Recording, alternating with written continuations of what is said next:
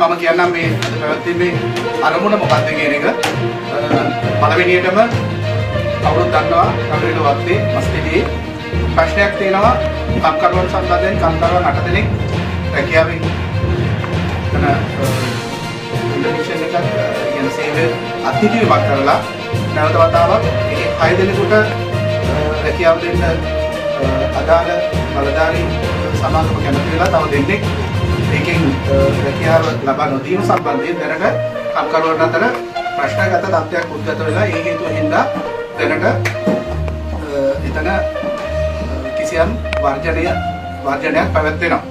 ඒත් එකම ඒ හේතුව තුළ මම හිතන්නේ පොලිසියට වගකීමක් තියෙනවා. දැනට පවත්නා තත්ත්වය වල මේක සාමය ආරක්ෂා කිරීම වෙනුවෙන් මොකද්ද තියෙන තත්ත්වය කොයි ආකාරයෙන්ද අපි කටයුතු කළ යුත්තේ මේ පිළිබඳව නෙගෝෂিয়েට් කරලා මේ අතර අන්තර් සම්බන්ධතාවයක් තුළින් සාකච්ඡා මාර්ගයෙන් මේකට විසඳුමක් එන්න පුළුවන්ද කියන එක ගැන කතා කරගන්නට තමයි මම අද දවසේ ඔබතුමාලා සියලු දෙනාට මෙම ස්ථානයේ එන්න කියලා ආරාධනා කරේ. ඒක මම සක්‍රිය. ඒ කර්මශාලාව ඕනේ විද්‍යාලේ මාර්ගයක් කතා කරන හැකියාව අනිවාර්යව තියෙනවා. ඒකට මේකත් තියෙනවා තමයි මාව ඉක්ලෝ. ඒ වෙනම කීප වතාවක්ම මාව ඉක්ලෝ. එතන මේ මම මේකත් තියෙන හැංගිලාවක් ප්‍රශ්නෙට උත්තරයක් දෙන්න නැතුව මේ ගණ ගියේ නැහැ. කන්නලා ගියේ නැහැ. ඕනේ වෙලාවක පොළොවේ උත්තර දෙන්න ප්‍රශ්නයක් තමයි. දැන් අපි ඔතන එකම ටේබල් එකේ ඉන්නවනේ. දැන් අපිට මේ ඉන්න ප්‍රශ්නේ වෙලා තියෙන්නේ මේ 8 දෙනාටම තවදුරටත් දෙනවද නැද්ද කියන එක. සිම්පලි ග්‍රවුන්ඩ් හරි එතන ෆයිලින් වල රිසල්ට් එක අපිට මේක එනකම් මේගොල්ලන්ට වැඩිමේ හැකියාවක් දැනගන්න කොහොමද දැන් පේපර් සස්පෙන්ෂන් එක තමයි තියෙන්නේ. ෆයිලින් සයිඩ්ලා ෆයිලින් සාධුකමක් තමයි අපිට හරියට මේකට දෙන්න. අවුරුද්ද දැසියට කරලා පලිගන්න. මෙයා පලිගන්නනේ කරලා තියෙන්නේ. මේ මිනිස්සු පව්. හරි එහෙම එළවුවා නම් මස්කලේ පොලිසිය දැන් ඔතන යවනවානේ. මුක්තිංශ ඔක්කොම යවලවා පරීක්ෂා කරනවානේ මේක මොනවද වෙලා තියෙන්නේ කියලා. එතකොට ඔයගලන්ට දන්නවනේ. ඇත්ත කියන මේක ඇත්තටම ඔය තරපෙට සම්පූර්ණ වැරද්ද. පලිගන්න මිනිසුන පලිගන්න මේ වගේ කරන්න එපා. මේක ලොකු පලිගන්න යන්න ලොකු දුරට යන්නේ නැතුව මේක ඉවරයි. මොකද මේ හරියන්නේ නැහැ. පලිගන්න මෙතන අතර ඉන්නේ කරන්න බෑ. ඒක කරන්න බෑ. අපි මෙතන බොක්කමඩ ආවේ නැහැ. ඔයගොල්ලෝ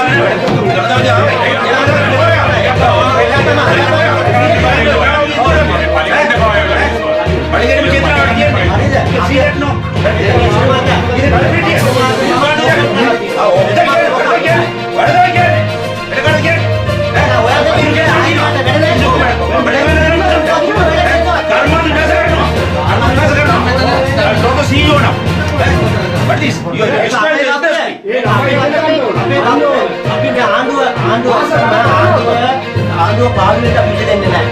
බක්ක කර්මාන්ත ස්ට්‍රයික් කියවන්නේ කිසිම දෙයක් නැහැ. දැන් මේක ෂෝට් අවුට් කරගන්න ගන්න. අනිවාර්යයෙන්. චුට්ටක් බිකුල්. අර අන්තිම වශයෙන් මම කියන්නේ සිම්පති ග්‍රවුන්ඩ් ස්කෝමර් කියන එක අපි টপ මැනේජ්මන්ට් ලෙවල් එකට ගිහිල්ලා එතනින් අපි සාකච්ඡා කරලා අද මොකද ගන්නවද කියලා. ඉන්ක්වයරි එකේ රිසල්ට් එක මේ නවන්දතුමා ඉන්ක්වයරි එකේ රිසල්ට් එක හෙට වෙනකොට අරගෙන හෙටින් පස්සේ සාධාරණ විදිහට සාධාරණ කියන්නේ මේ හැම දෙනාටම සතුට හිතෙන විදිහට මේක අවසන් කරමු කියලා මේ වතාවේ වෙනුණා. එතකොට අපිට හෙට උත්තරේ දෙන්න හම්බුණා. අනිත් දින අපිට සියලු කටයුතු අතහැරලා ඔක්කොම වැඩ ටික කරගෙන යන්න පුළුවන්. මම ඉල්ලා සිටිනවා අර වත් කටින් නොකා හිටියොත් මුළු ඇඟම වැටෙනවා. ඒ හින්දා වත්ත දුවන්න ඕන. කම්කරු අවශ්‍යයි. උදේ සම්පූර්ණ අවශ්‍යයි. ඔක්කොම එකලේ වැඩ කරන්නේ වැඩි වෙන්නේ නැතුව. හරි. දැන් මම සිතු වෙනවා සාමය කඩා කපන උනේ නෑ. දැන් මම කිව්වේ සාමය දාර්ශනික දකින්න. මේ ඒ වගේ කර්මන්ත ආරක්ෂා වෙන්න ඕනේ. කර්මන්තයට වැඩක් නැහැ. කර්මන්ත කඩා කපලා පිළි කියන පුලිස් නෙවෙයි. පිළි කියන නෑ. පිළි කියලාත් නෑ. ඉතින් මම ඔයාගේ නමට මේ ඊයේ මාත්‍රේ කිව්වා. දැන් නැතු මොඩල දැනේ මොඩ දැක්කේ. ප්‍රදීප්ගේ නමට ආරංචිලා කිව්වා. හරිද? න්‍යායම වැඩ කරනවා. න්‍යායම නැටි වැඩ කරගෙන ඉන්න අවුලද?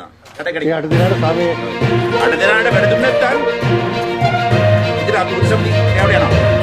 இப்போ கவரவேல தோட்டத்தில் வந்து 7 பேருக்கு வேலை நிப்பாட்டியிருக்கு டிசம்பர் மாதத்துலேருந்து 8 பேருக்கு. அப்போ இன்னும் அவங்களுக்கு வேலை கொடுக்கல. கொழுந்த நிப்பாட்டியோ இல்லாட்டி துறைக்கு அடிச்சோ இல்லாட்டி துறை அடிக்க போய் அந்த ஒன்றுமே செய்யலை. இவங்க வேலை கெட்டு போயிருக்கேன் வேலை நிப்பாட்ட அப்போ அவங்க நியாயமான ஒரு போட்டத்தை இறங்கியிருக்காங்க. இது தொடர்ந்து நீடிக்கக்கூடாதுன்னு சொல்லி தான் நாங்கள் கம்பெனியோட இன்றைக்கி எஸ்எஸ்பியோட முன்னிலையில் இன்றைக்கி பேச்சுவார்த்தை நடந்துச்சு. அந்த பேச்சுவார்த்தையில் அவங்க ஏற்றுக்கிட்டு இருக்காங்க. நாளைக்கு நாளான்றைக்கு நல்ல முடிவு தரேன்னு சொல்லி வந்து நாளைக்கு முடிவு பார்ப்போம். முடிவு தந்தால் இந்த பிரச்சனை முடிவு முடிஞ்சிடும் வந்து அன்னைக்கு தொடரும். இன்னொன்று கம்பெனி சம்பளம் கூட்டினது எங்களுக்கு பிரச்சனை இல்லை, நாங்கள் சந்தோஷம். ஆனால் அரசாங்கம் சம்பளம் கூட்டினதில் எங்களுக்கு சந்தோஷம். ஆனால் சம்பளம் கூட்டி இன்றைக்கி நிறைய கம்பெனிகள் வந்து 20 கிலோ எடுக்கிறவங்கள 25 கிலோ எடுக்க சொல்லி வற்புறுத்துறாங்க. நேற்றுலாம் பார்த்தீங்கன்னா அங்கே அந்த பிரச்சனை வந்து அதுக்கெல்லாம் தான் வேணான்னு சொல்கிறோம் வந்து. அப்போ எதிர்கட்சி 400 ரூபா நாளைக்கு சம்பளம்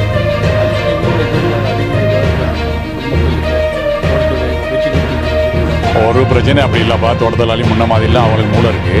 அதனால் நம்ம போய் சொன்னால் கேட்க மாட்டாங்க. சம்பளம் கூட்டினா யார் கூட்டினாலும் நாங்கள் வாழ்த்து தெரிவிப்போம். வாழ்த்து தெரிவித்தோம், ஜனாதிபதிக்கு நன்றி தெரிவித்தோம். அந்த பிரச்சனை நடக்கும்.